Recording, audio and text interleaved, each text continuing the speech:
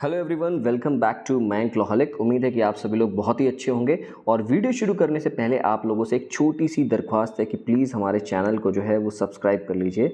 और दूसरा, एक जो हमारा टेलीग्राम ग्रुप है उसका जो उसमें आप जाकर के प्लीज़ उसको भी ज्वाइन कर लीजिए, टेलीग्राम ग्रुप को। और साथ ही साथ मयंक लॉहलिक को आप इंस्टाग्राम पे भी फॉलो करिए। इंस्टाग्राम पे अगर आप मुझे मैसेज भेजते हैं, आप मुझसे कुछ बात करना चाहते हैं, आपको कोई डाउट है, तो आप मुझे इंस्टाग्राम पे डीएम कर सकते हैं। इंस्टाग्राम का अकाउंट मेरा लॉहलिक का वहीं पे आपसे कम्युनिकेशन करने के लिए है।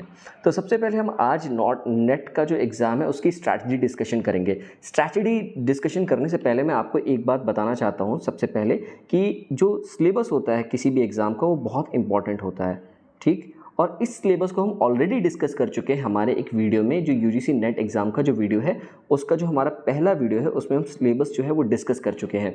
तो इस नेट से जो रिलेटेड जो भी वीडियोस बनेंगे, यूजीसी नेट से रिलेटेड जो भी वीडियोस बनेंगे, उसकी एक स्पेसिफिक प्लेलिस्ट होगी। उसमें आपको जो पहला वीडियो मिलेगा या फिर जो आई बटन है उसमें मैं वीडियो रख दूंगा वहाँ पे। उसमें लॉ का पेपर जो फर्स्ट है उसका भी सिलेबस का डिस्कशन हुआ है, और जो लॉ का सेकंड सिलेबस है उसका भी डिस्कशन हुआ है। एक बात और, हम अभी डिस्कस करने जा रहे हैं लॉ के सिलेबस की स्ट्रैटेजी, कैसे हम इस एग्ज़ाम को क्लियर कर सकते हैं, ठीक। इस स्ट्रैटेजी डिस्कशन के लिए आपको सिलेबस जो है वो एकदम क्लैरिटी होनी चाहिए कि सिलेबस कैसे पढ़ना है, सिलेबस में क्या क्या दिया हुआ है। और आपकी जो तैयारी होनी चाहिए वो वेग नहीं होनी चाहिए, पूरी की पूरी कॉम्प्रिहेंसिव तैयारी होनी चाहिए और फोकस तैयारी होनी चाहिए। तो पहला जो हमारा जो वीडियो है उसके बारे में आपको छोटी सी इन्फॉर्मेशन देनी थी, वो मैंने आपको दे दी, आप उसे देख लीजिएगा। अब मैं डिस्कस करने जा रहा हूँ लॉ पेपर सेकंड। और एक और बात बताना चाहता हूँ आपको कि अगर आप जेआरएफ टारगेट कर रहे हैं तो आपको अपना जो लॉ पेपर फर्स्ट है, नेट का जो पहला पेपर है, जो फर्स्ट पेपर है नेट का, यूजी जो लॉ पेपर जो है वो नेट के एग्ज़ाम का सेकंड पेपर होगा, ठीक है। जो फर्स्ट पेपर होता है वो होता है सबके लिए कॉमन। फर्स्ट पेपर की आपकी तैयारी बहुत अच्छी होनी चाहिए, तो आप जेआरएफ ईजिली क्वालिफाई कर लेंगे। मैंने कई सारे लोगों को देखा है जिनका जो फर्स्ट पेपर अगर बहुत अच्छा तैयार है, क्योंकि लॉ की पेपर की तैयारी सभी लोग करते हैं, लेकिन जो फर्स्ट पेपर की तैयारी बहुत अच्छी कर लेते हैं वो एक एज कहीं ना कहीं ले लेते हैं। तो इसलिए फर्स्ट पेपर की तैयारी भी अच्छे से करिएगा, ठीक है। तो अब हम डिस्कस करने जा रहे हैं how to clear NET exam. NET exam को क्लियर कैसे करना है। देखिए, सबसे पहले आपको 3 चीज़ों पर ध्यान रखना है। जो हमारा लॉ का पेपर है उसका सिलेबस क्या क्या है, सिलेबस में क्या क्या दिया जा चुका है, सिलेबस में क्या आता है, क्या इंपॉर्टेंट है, क्या रिलेवेंट है, उन सारी चीज़ों को आपको ध्यान रखना है। जैसे कि आपको पता है कि अगर आपने सिलेबस देखा है लॉ का, तो आपको पता होगा कि टोटल 10 यूनिट है। 10 यूनिट का मतलब ये नहीं कि 10 पेपर हैं, उसके अंदर और कई सारे पेपर हैं, कई सारे ऐसे छोटे छोटे सिलेबस के अंदर सब टॉपिक्स दे रखे हैं, जो आपको उसके अंदर जब आप सिलेबस देखेंगे तभी पता चलेगा।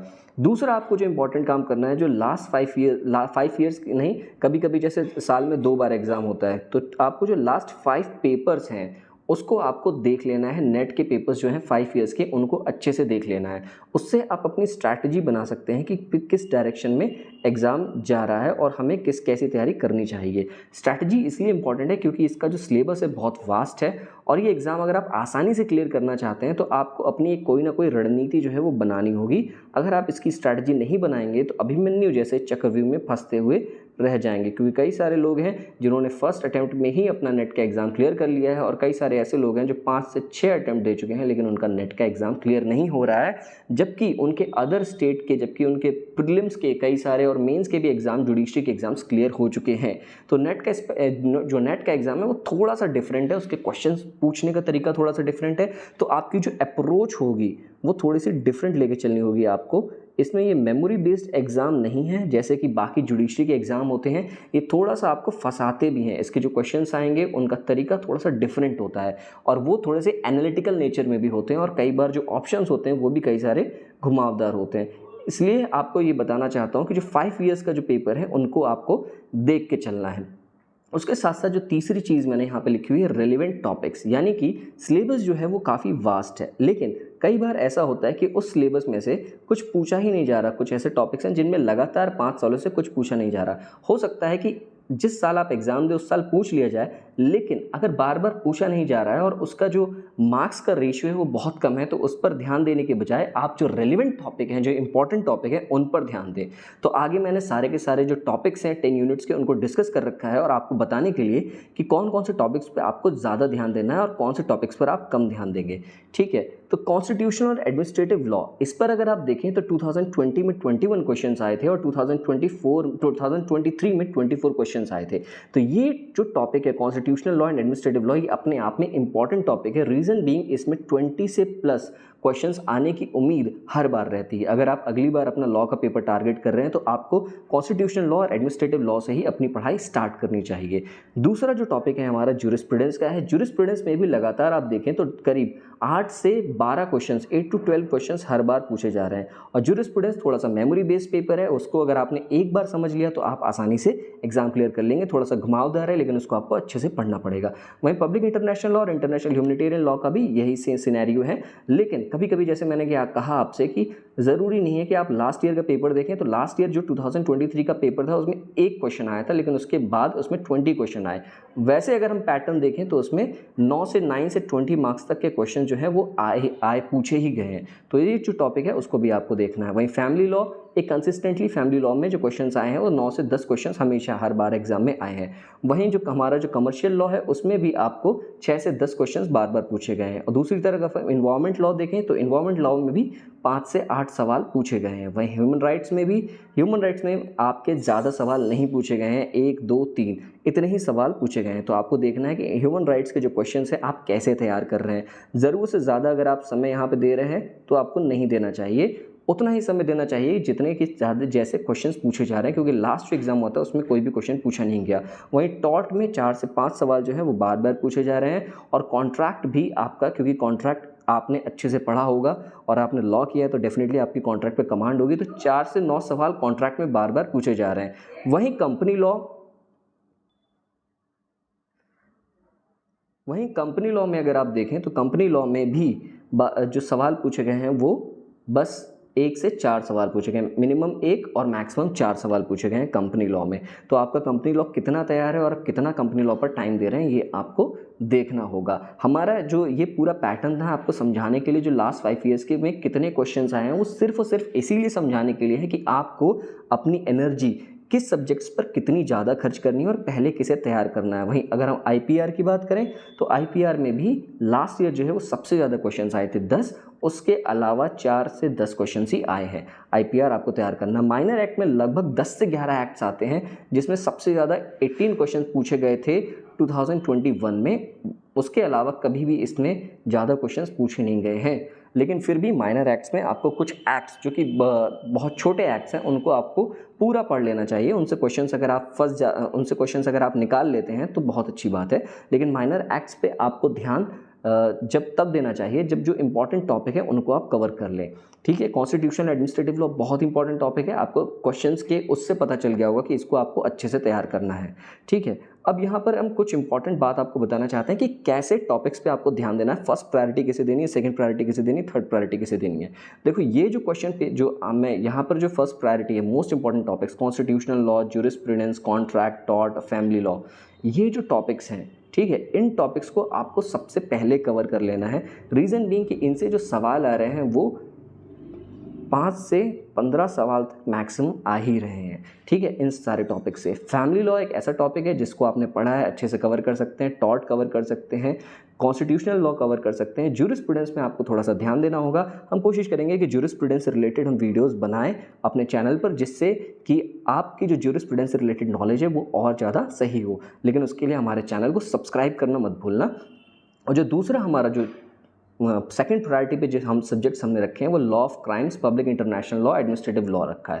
देखो एडमिनिस्ट्रेटिव लॉ और कॉन्स्टिट्यूशनल लॉ, इनसे क्वेश्चंस बार बार पूछे जाते हैं। बट एडमिनिस्ट्रेटिव लॉ के जो क्वेश्चंस का नेचर होता है वो थोड़ा सा टेक्निकल होता है, तो आपको ये अच्छे से पढ़ना पड़ेगा, तब आप इसको आराम से सॉल्व कर पाएंगे। वहीं लॉ ऑफ क्राइम्स आपकी इस पर कमांड अच्छी होगी और इसको आप कंप्लीट कर लेंगे तो 4 से 5 क्वेश्चंस आते हैं। वहीं पब्लिक इंटरनेशनल लॉ पर भी आपको ध्यान देना चाहिए।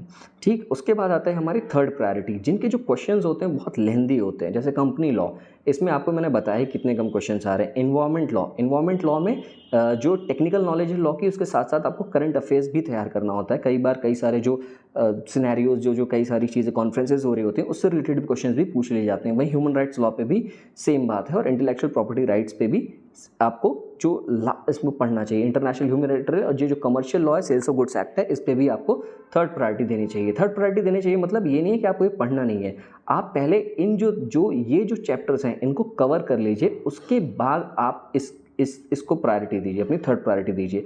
और लास्ट में, सबसे लास्ट में आपको जो प्रायोरिटी देनी चाहिए वो माइनर एक्ट्स को देनी चाहिए। आप जो सिलेबस देखेंगे तो जो मैंने टॉपिक्स लिख रखे हैं उसके अलावा जो भी कुछ बच रहा है जैसे वो माइनर एक्ट्स की श्रेणी में आता है, जैसे कि मोटर व्हीकल एक्ट हो गया, कंज्यूमर प्रोटेक्शन एक्ट हो गया, पॉक्सो एक्ट हो गया, और भी कई सारे एक्ट्स हैं जो कि नेगोशिएबल इंस्ट्रूमेंट एक्ट हो गया, जो कि माइनर एक्ट्स की श्रेणी में आते हैं और उनको आपको ध्यान देना चाहिए। लेकिन उससे पहले जो इंपॉर्टेंट टॉपिक है जैसे constitution law, administrative law, jurisprudence, contract, tort, family law of crimes, public international law, administrative law, commercial law, international humanitarian law, company law, environment law, इन सारे टॉपिक्स को पहले देख लेना चाहिए और इनके क्वेश्चन पेपर्स को सबसे पहले सॉल्व करना चाहिए, जिससे आपको एग्ज़ाम का नेचर समझ में आए कि किस तरीके के क्वेश्चंस पूछे जाते हैं। याद रखिएगा कि लॉ के जो यूजीसी नेट का एग्ज़ाम होता है उसमें जो लॉ का पेपर होता है वो कंपैरेटिवली जो जुडिशरी के एग्जाम्स के पेपर्स आते हैं उससे थोड़ा सा डिफरेंट होता है, थोड़ा एनालिटिकल होता है, तो इसीलिए आपको जो प्रीवियस क्वेश्चन पेपर्स हैं उनको ध्यान देना चाहिए। अब लास्ट में कुछ और इंपॉर्टेंट बात मैं आपको बताना चाहता हूँ पूरी स्ट्रैटेजी के बाद, कि आपकी स्ट्रेंथ क्या है उस पर ध्यान दीजिए। जैसे कि अगर आपकी स्ट्रेंथ है फैमिली लॉ में, या आपकी स्ट्रेंथ है लॉ ऑफ टॉर्ट्स में, आपकी स्ट्रेंथ है आपकी जो स्ट्रेंथ है वो एडमिनिस्ट्रेटिव लॉ में है, तो अपनी स्ट्रेंथ को और मजबूत करिए। और अगर आप मैथ्स में या रीजनिंग में इसमें भी अच्छे हैं तो आपको जो आपका जो पेपर 1 है ना, उसकी भी कमांड अभी से लेके चलिए। और जो लोग अच्छे नहीं हैं उनको प्रीवियस क्वेश्चन के साथ साथ प्रैक्टिस अभी से करनी चाहिए, जिससे कि उनका जो JRF के है ना वो चांसेस बढ़ जाएं, फेलोशिप के चांसेस बढ़ जाएं। और आपको सिलेबस पे ही फोकस करना है। और ये बात मैं पहले ही कह चुका हूँ कि सबसे पहले आपको प्रीवियस पेपर्स पढ़ने हैं। ये बात मैं बार बार रिपीट कर देता हूँ कि सबसे पहले आप प्रीवियस पेपर्स पढ़िए। इवन इस स्ट्रैटेजी को बनाने के लिए भी मैंने सबसे पहले प्रीवियस क्वेश्चन पेपर्स को पढ़ा है, प्रीवियस क्वेश्चन पेपर्स को समझा है, तब आपको बताया है कि कौन से जो क्वेश्चन है, कौन सा जो टॉपिक्स हैं वो इंपॉर्टेंट है और कौन से टॉपिक्स जो हैं वो उतने इंपॉर्टेंट नहीं है। तो इस पूरी स्ट्रैटेजी की PDF जो है वो मैं अपने टेलीग्राम ग्रुप पर शेयर कर दूंगा, जिससे कि आप उसे देख पाएँ और समझ पाएँ।